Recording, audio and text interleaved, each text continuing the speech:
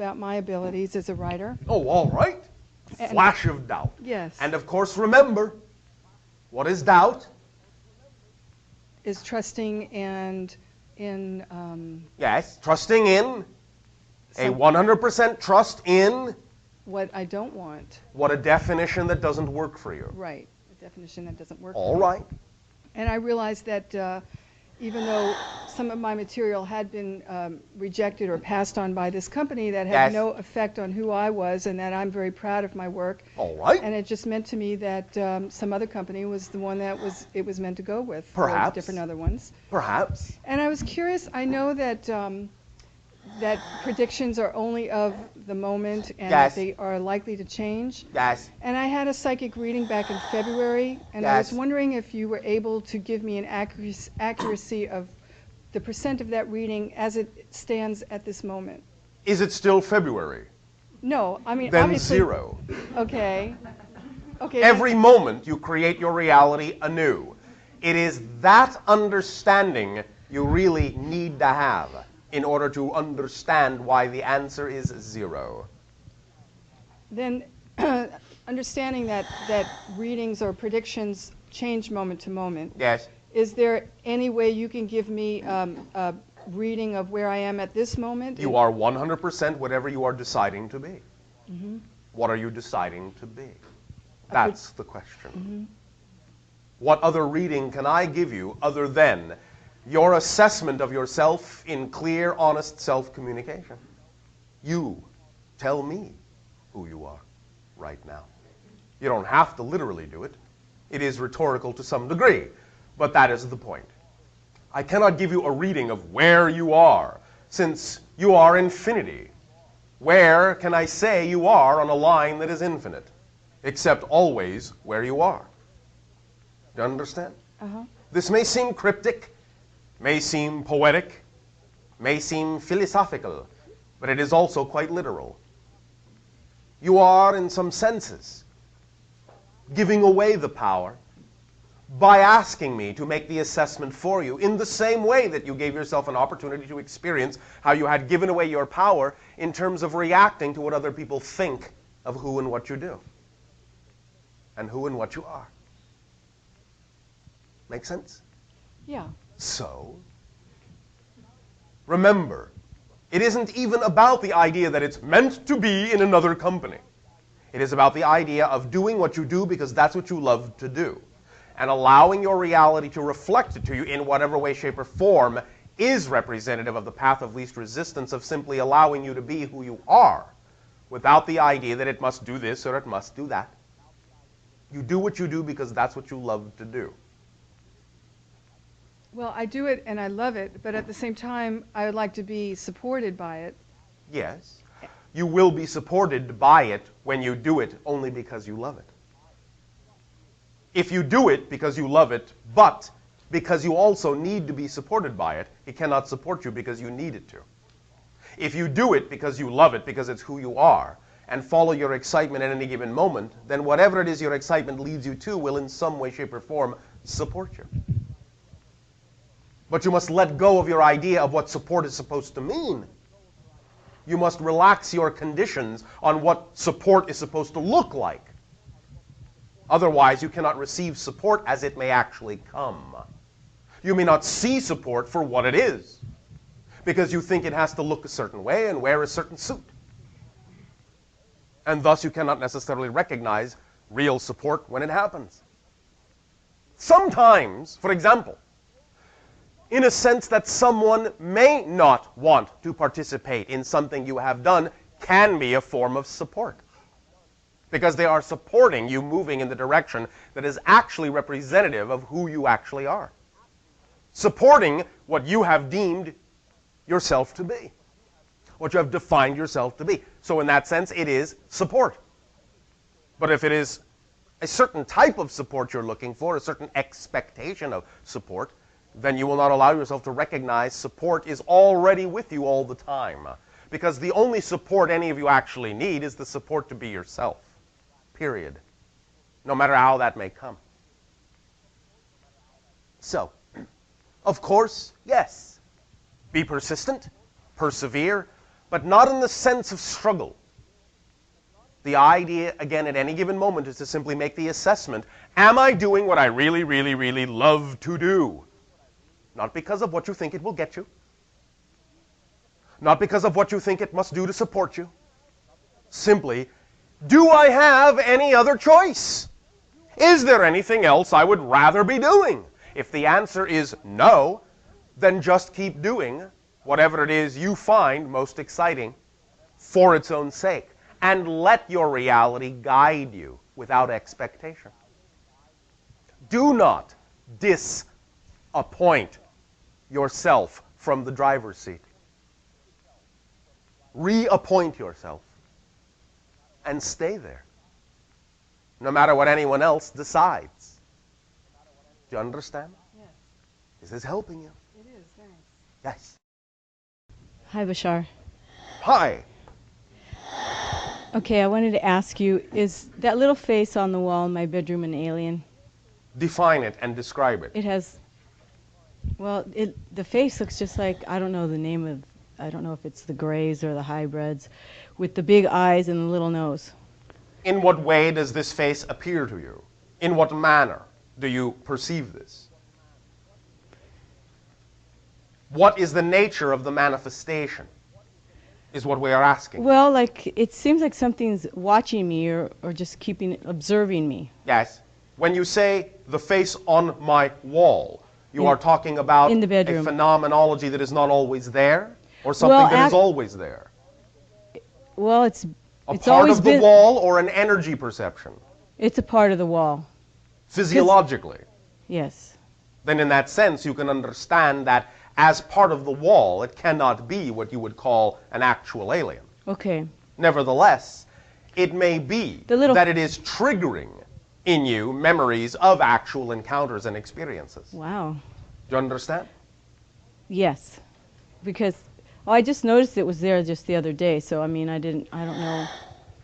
That is simply an indication that your mind is now capable of, shall we say in your language, wrapping itself around more conscious awareness and remembrance of experiences that you are having, and therefore it is allowing itself to see in the patterns in your wall something that will remind you that you've had these encounters. Wow. You understand? Yes. Okay. My second question has to do with the very first channeling experience that I sat in on. The next day, I got a really, really dizzy spell. Yes. This is common. As Wow. individuals will allow themselves to open up new energy centers, allow more energy through themselves, sometimes it will literally have the experience of being disorienting. Because you are not used to handling that level of energy, it does literally disorient you momentarily until you get used to it and reconnect to your new orientation. This is a very common symptomology of new energy flow, of awakening to new levels of awareness and consciousness. Don't worry about it. Okay, which it lasted 2 weeks, so that's why I was really It is still a concerned. common symptom. Yeah. Sometimes in your world it takes time to get used to new levels of energy.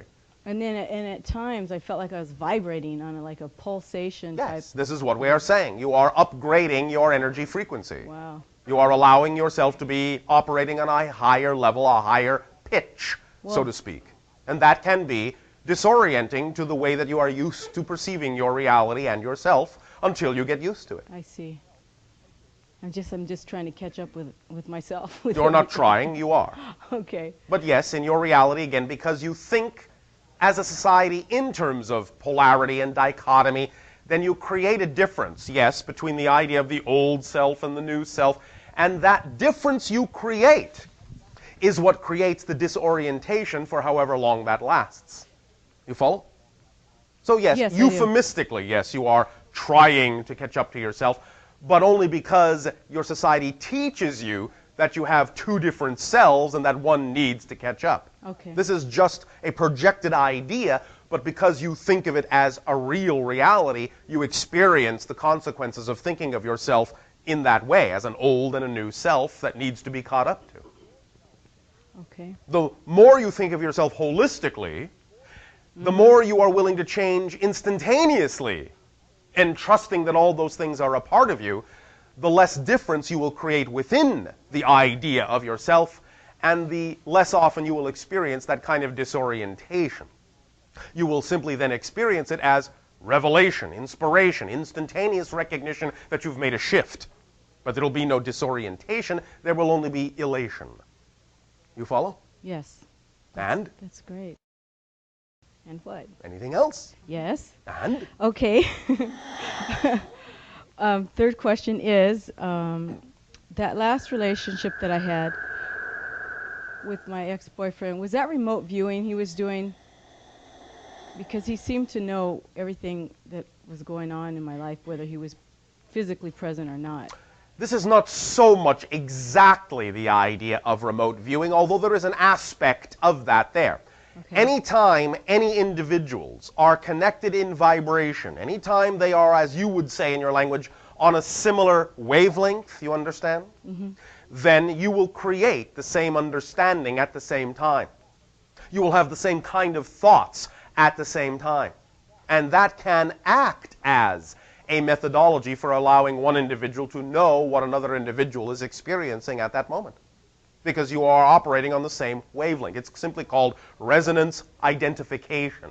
And in a sense, that is to some degree the secret to remote viewing, in that you have to resonantly identify to some degree with whatever it is you need to see in order to be able to see it, because what you're doing is creating your version of that image and that experience within your own energy by identifying with it strongly enough to match the frequency of that person, place, thing, location, or what have you. I didn't feel like I was doing it with him, though. So, that doesn't mean he can't do it with you. Mm. He can identify with you, even though you may not necessarily reciprocate.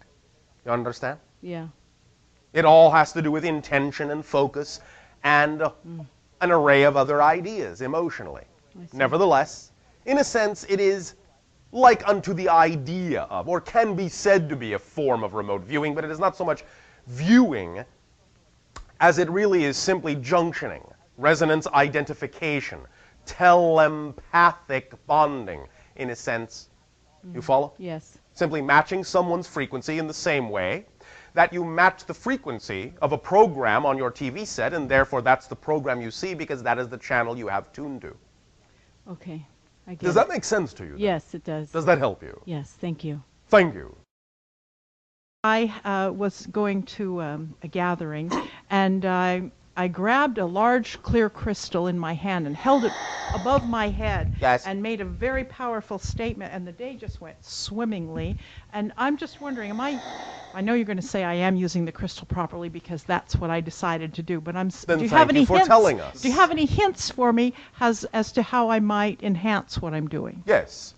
Don't ask. Okay. Just tell. Okay. What you know to be true. I want to tell you something else. Yes. About a year or so ago, I was playing around, having a good time with some sticks and making what I call dream walker kind of sticks. Sticks. And I yes. put a great purple crystal in the top of one just yes. because I thought it was really pretty, and I had yes. fun doing this. Yes. Well, then recently I've read that I don't know, Atlantis or Lemurian yes, or yes, some, Atlantis. It is a recollection of things that you were doing in Atlantean times, so to speak, yes. Can I do it again with this object, or do I need a different kind of crystal?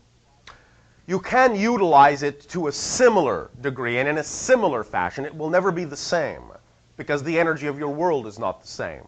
Oh. But you can, to some degree, utilize it as a trigger or reflective mechanism to put you in touch with vibrations that will, for, shall we say, lack of a better term, have the same general effect in your reality based on who you chose to be now. Does that make sense to you? Yes, I believe it's very valuable, and I'll enjoy using that. Oh, Thank right. you. In an area in, I believe it's Arizona, some time ago, I was driving around, and I decided that this red cinder cone mountain was most intriguing to me because most lava is dark, and this is red. I think it's in the Flagstaff area, as I remember. And I was going up this mountain road, and all of a sudden I just had this terrible fear, kind of like in that other mountain pass, and I decided I had to get out of here really fast. Oh, all right. And I'm wondering, my question is, when I experience that sensation, does that indicate to me that there was at some time in my life an experience that has not a pleasant memory, and that's why I'm getting that? Oh, one. Oh, well, I know, but I'm saying when I have that feeling, am I accurate in what I think I'm It is perceiving? not always indicative of an unpleasant experience, no. It can be, in your terms, a recollection of something that you find or label unpleasant. At the same time, it can simply be that you allow yourself to recognize that the particular frequency of energy that symbolizes may be something that is simply, in some way, shape, or form, out of kilter or out of alignment with your own frequency, or actually the reverse. Sometimes something will give off a certain frequency, and because you are out of alignment with it or with yourself, it will amplify the misalignment within you and allow you to have exactly the same kind of feeling, regardless of whether any memory of any so-called incident is attached to it or not. So that could be powerful in telling me that I'm not in alignment with It can be for a number myself. of different reasons, and it's up to your discernment to use it as a tool to meditate on it and see what you get with regard to these ideas or any other idea that might crop up in your imagination as to what that feeling might be from. Always assume that there might be more than one way that that feeling can be generated. And you will then, in those circumstances, allow your imagination to guide you in looking at all the possible ways that such a thing might have come about. And that will give you more insight into all the different aspects and facets of your consciousness. You follow? That's really valuable. I thank you. Because I will again remind each and every one of you that in all likelihood, you will find, relative to the time period you are occupying now in your history, almost anything will in some way, shape, or form at some time have happened to you. You follow? I do. So you can really use these things very multidimensionally in a number of different ways to see many different sides of yourself instead of simply assuming that it only has one causative angle. Okay. Follow? Yes. Then that sort of knocks out my next question. Why, thank you. Okay. Well, Then thank you. thank you for a wonderful time. You! Good day. Good day, Bashar. You are number 2. Male, you know who you are. Male. Yes. There. Hello, Good day. Bashar. My question is in regards to remote viewing. Yes. Could you describe in detail how remote viewing works? Did I not just do that a moment ago? Not to my satisfaction. Oh, no. all right.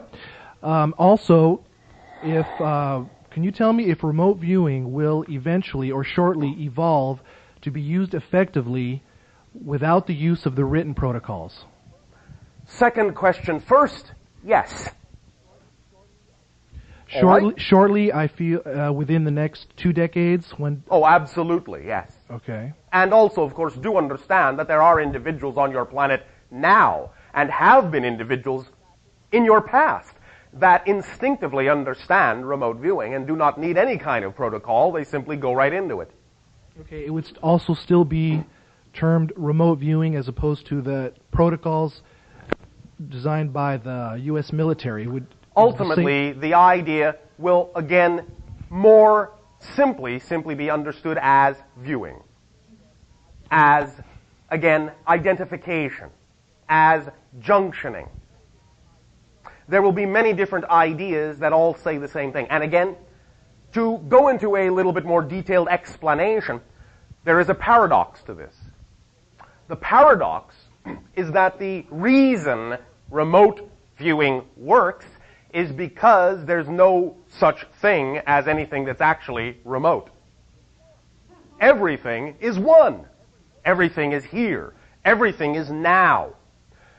The idea, holographically, is that if you can, as we had said a moment ago, junction or identify with a particular frequency that is representative of a place, time, person, or what have you, since everything is based on frequency of energy, even location, you can then understand that that location, in essence, not to confuse your language, is actually not over there, but here, just like everything is.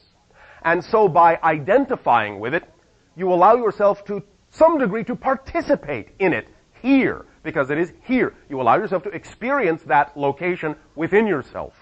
It is not actually remote viewing. It is viewing from another angle here and now by identifying with it so strongly, by picking up on the correct frequency so accurately that you call forth from the collective now that particular angle, that particular perspective, that particular experience, and can then reproject it as if it were actually over there, but you know it really is not. That's a little bit more of an explanation. Does that make sense to you so far? Yes, it does. Does that help illuminate the idea a little bit more clearly for you then? More so today than yesterday. Oh, all right. Is Also, there any other aspect of this you wish further clarification on? just could you tell us a few remote viewers from our past? Name a few names that were actually remote viewing as we know it today. Unlike Jesus, Buddha, Krishna, Wovoka, many, many others that you would call ascended masters, even many indigenous people, naturally, can, in your terms, remote view, what you call shamans.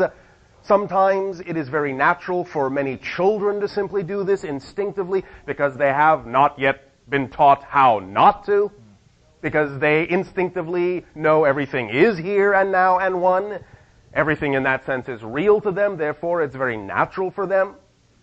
You will find, if you will take the time, I'm not saying you have to do this, but if you will generically take the time, any of you, to do your research, you will find constantly that your adults are, shall we say, knocking down the idea of what children say they see, of what they experience, that are, in your terms, at a distance.